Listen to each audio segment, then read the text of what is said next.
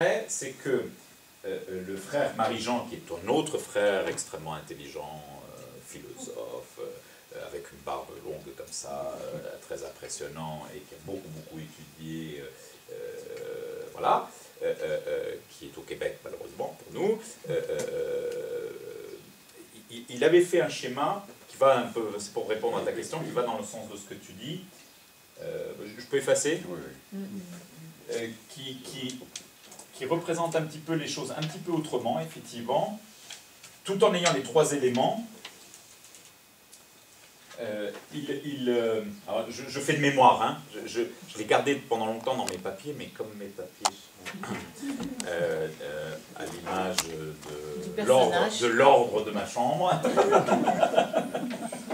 au grand désespoir de mon père, il faut dire, qui lui est hyper ordonné, quand il voit, mais on dirait que t'es pas mon fils.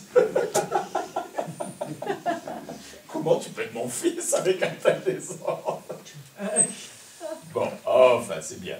Alors, lui, il présentait les choses un petit peu comme ça. Alors, comment je vais le représenter? C'est-à-dire qu'il faisait un peu comme si la mémoire était un peu ça, et l'intelligence, enfin, non, il n'y a que trois. Intelligence, volonté, ici, et comme si la mémoire était un petit peu plus en dessous, comme la racine de... Ah non, ça y est, ça me revient maintenant. Excusez-moi, hein, parce que je fais ça de mémoire, donc... il avait un schéma assez intéressant, il faut absolument que je retrouve ce papier, c'est qu'il avait réussi, lui aussi, il s'y connaît en informatique, encore un, hein, il avait réussi à dessiner les choses plutôt comme ça. Et alors, c'était un schéma qu'on pouvait lire dans ce sens, et on retournait la feuille, et on pouvait lire dans l'autre sens. Donc c'était à la fois le sommet de l'âme ou le fond de l'âme. Donc, et du coup, effectivement, il avait mis la mémoire comme étant ce qui est le plus profond, le plus originel. Alors, je ne sais pas s'il faut aller jusqu'à cerveau reptilien, cerveau machin, cerveau... Pourquoi pas? Après tout, pourquoi pas? Je veux dire, si on la croit, il parle bien de l'être humain, il parle bien d'expérience humaine, et il parle avec le vocabulaire qui est le sien. Donc peut-être qu'on peut retrouver un certain nombre de choses qui fait que on sait bien que ce n'est pas d'un seul bloc. Hein. Plus existentiel. Oui, mais oui, je veux bien, mais voilà, le mot mérite évidemment d'être...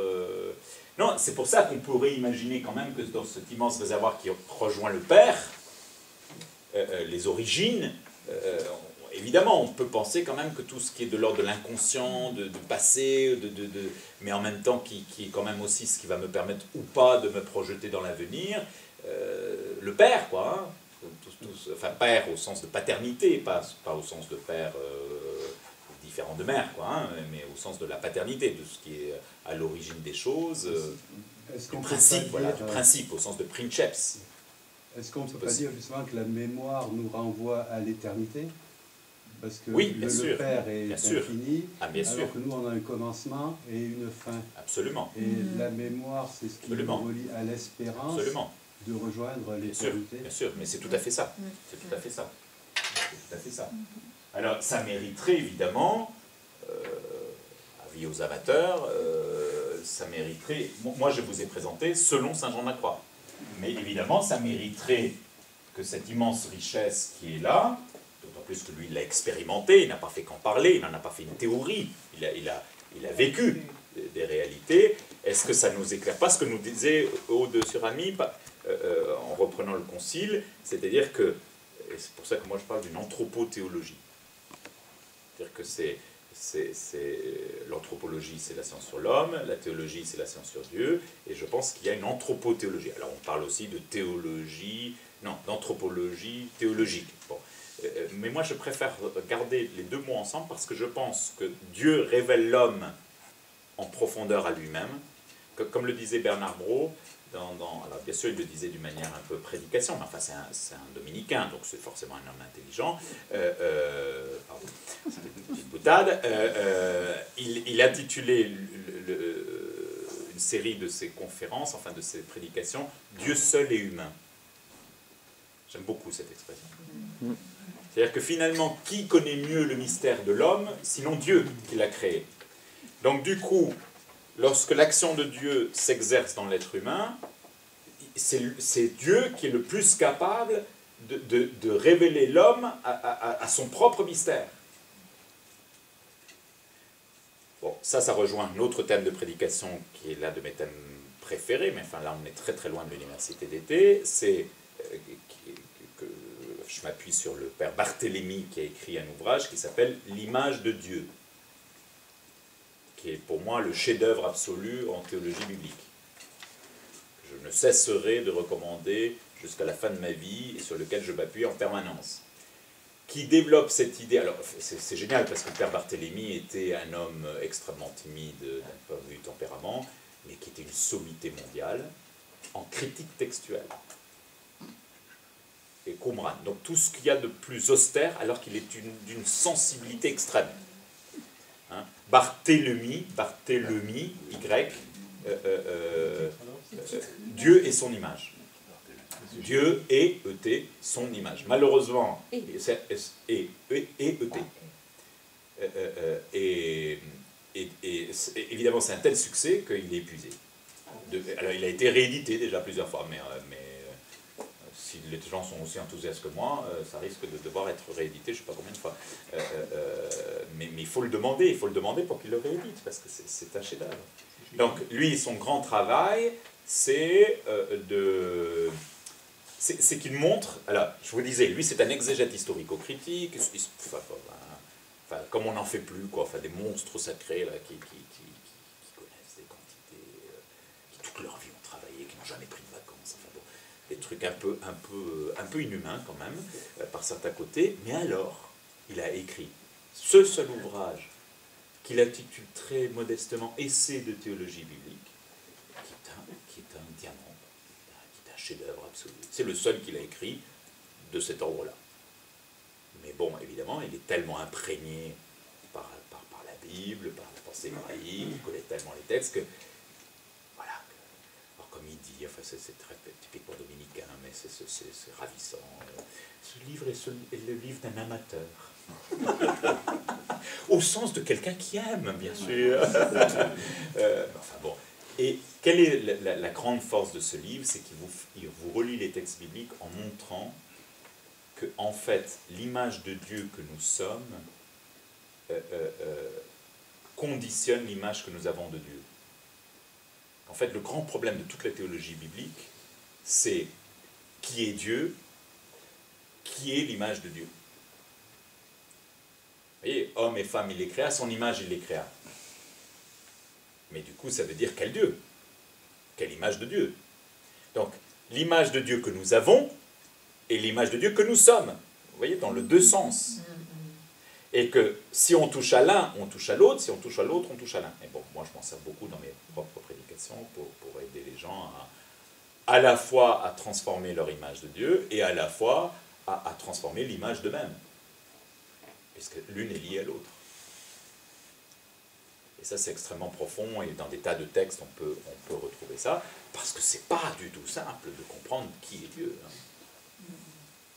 Et de se laisser approcher par lui, et de laisser nous révéler sa véritable identité, parce que nous, on a des tas de projections sur Dieu. On a beaucoup un Dieu à notre image. On inverse les choses.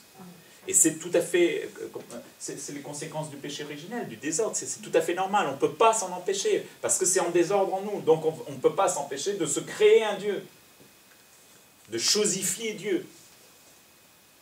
Et il va falloir justement la nuit active et la nuit passive et des sens et de l'esprit pour venir exorciser, extirper ces idolâtries extrêmement subtiles. Alors Jean de la Croix est radical là-dessus, parce qu'il dit, pas seulement... Ça, c'est la montée du Mont Carmel. Hein. Il fait un petit dessin au début. C'est pas seulement les biens de la terre qui peuvent être un obstacle. C'est le chemin de la montée, hein, avec deux chemins de chaque côté. Donc, c'est pas seulement les biens de la terre qui peuvent être un obstacle pour rencontrer Dieu, mais c'est même les biens du ciel, les biens spirituels. Donc, et c'est pour ça que tout le monde n'aime pas Saint Jean de la Croix, ce que je peux comprendre, en tout cas, ça peut un peu effrayer. Donc, du coup, il n'y a qu'une ligne droite, absolue, directos, et où il y a écrit nada, nada, nada, nada, nada. 5 fois. Évidemment, pour qu'en haut, on trouve todo. Donc évidemment, malheureusement, on a retenu de Saint Jean de la Croix que cet aspect-là, alors que tout ce que je viens de vous dire, de la transfiguration, la divinisation, la passion amoureuse, bon ben, est un peu passé à l'as, alors que ça n'a de sens, toute son ascèse n'a de sens que pour cet absolu de la communion divine. Est-ce qu'on peut dire que le nada correspond aux vertus théologales? Est-ce qu'on peut faire ce rapprochement ou pas? Je ne crois pas, non. Parce que je me souviens que le pas frère... au sens strict, en tout cas. Parce que je me souviens, le frère Jean Honoré nous avait dit que lors d'un cours là, il nous avait dit le nada, le chemin en fait correspond donc aux 3 vertus théologales qui nous amènent directement à Dieu. Je voulais savoir si tu partageais cette... Je ne sais pas dans quel sens il le dit, donc il faudrait que je vois quels sont ses arguments. Là, il y a écrit 5 fois nada, pas 3. D'accord. Donc s'il y avait 3 nada, à la rigueur, je pourrais dire ben, peut-être, pourquoi pas. Alors comment il fait le lien? Ben, de fait, c'est ce que je vous ai expliqué, de fait, c'est les vertus théologales qui vont m'unir à Dieu. Ils sont les seuls capables de m'unir à Dieu. Donc en ce sens-là, oui, les vertus théologales, elles vont faire le ménage. Hein. Ça c'est sûr, hein, ça va être de nada, nada. Hein, c'est accroche-toi à Dieu, accroche-toi à Dieu, accroche-toi à Dieu, accroche-toi à Dieu. Là, tu t'es accroché à quelque chose d'autre. Rien. Rien. Hein, rien. Je te l'enlève, je te l'enlève, je te l'enlève. Il n'y a plus rien, il n'y a plus rien. Ben si, il y a quelqu'un. Mais il n'y en a qu'un. Un qui est 3, mais qui sont 3. Mais tu ne dois t'accrocher que à lui, que à lui. Bon, on comprend qu'il y a des moments où, voilà, ça peut paraître un peu rude, quoi. Hein, et en même temps, quand on est un artiste, quand on est un passionné, voilà, il n'y a que ça qui compte. Il n'y a que ça qui a de la valeur, finalement.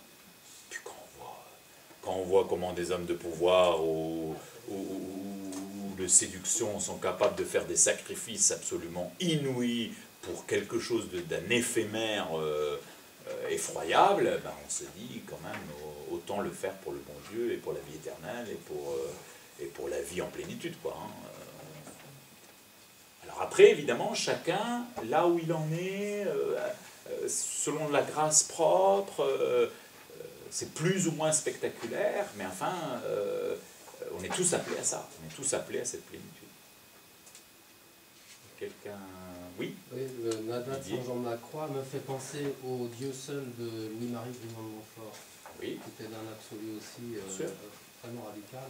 Oui, je ne connais pas assez, mais oui, bien sûr, c'est pareil. Ça rejoint Ignace de Loyola, Ad Maiorem Dei Gloriam, que pour la gloire de Dieu. On ne fait les choses que pour la gloire de Dieu, pas pour la gloire des hommes. Ça rappelle Solo Dios Basta de Sainte Thérèse d'Avila. Ça rappelle Seul pour le seul des bénédictins. Enfin, bien sûr. Dieu est absolu.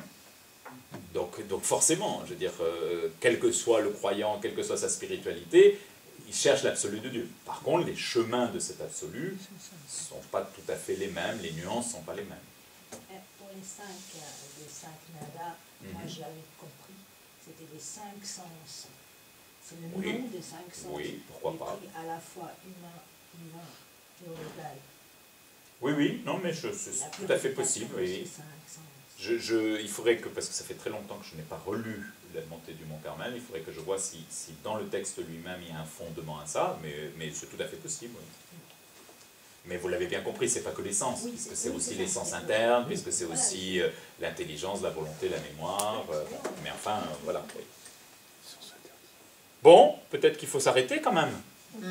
Peut-être qu'il faut travailler, parce que moi j'ai travaillé, mais... Oui.